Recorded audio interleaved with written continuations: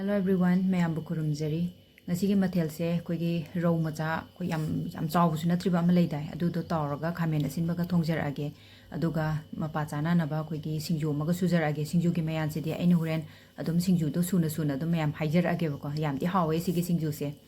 adum mayam thong baujarage ado khang lojadre ko aidi sigi patra se thong yam nungaye do mi su yam dabani na ko ado hangam thau khara lojare nga taw thong dana thongjarage jira khara methi maru khara tejpata khara sigai se hana ngawra matungda khoi gi tilo asoiba khara hapaga sisu phasa ngawbirani ko ado hing se thaw ngawringai da hapi hawrani aduga sing chanam hapaga phasa ngawbirani ko maroi mapang se munna ngawbiba hana ado si se phasa munna ngawre hai kan do da khoi gi phatigom asoiba makhok mana leidana ko duguma do hapsan biyo thaw ngawba kan yam hawbani ko aduga khamen asin basi hana ngawsanjarani khoi thau ngawba kanda khamen sinbase hana ngawhorani ko na hapana tabako duga machu morok adagi loi asidai loi hapsa loba yare thum aduga pasana ngawbirani ko ado sise singa sini ko aina hana tawthoga thammabani ado sigi khamen sinbase kitang patharak paido aduda hapsan birani ko ado yam hawi ko sigi nga se khoigi mabuk lokthokraga tawthokone sain toroga pikti pieba doi targasu ina mabuk tu yardi khani ne mabuk to lokthok hanbani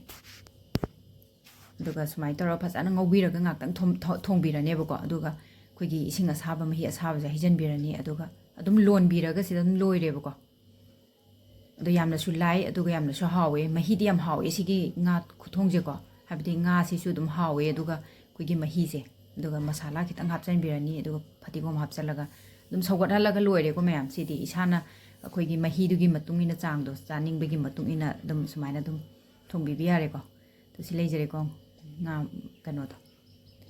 yam hawe mayam su try to biyo aduga ai serve tawjarage injang si su silejare ko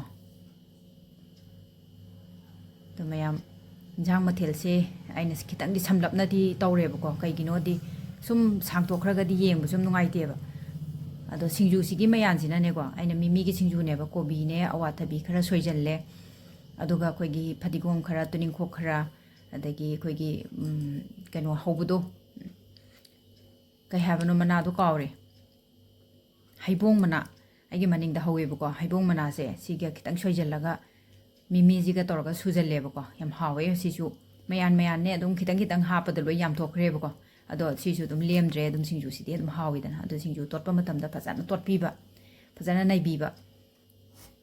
adoga sumai toroga dum subiba yare ko khoigi dum mayam ngari ga morok ka thumga pes ama sembane ba adu do aina makha da hapsa han hapure ba ko aduga adui mathak tu da aina mimi do heijalaga sembane ba aduna mimi du na nanjan gre bu howdre ba ko adu mayam ai hai howdre ado singju je subulor ka da mangana taw ba hapchan birani aduga sisu phasan to khai biraga sidum loire ko mayam ado ai chakluk se semjarage silejare chakluk semba loijare ko silejare khoigi nga ngasagi khamen simaga nga tawbaga thongbodo Rohu Macha gani ko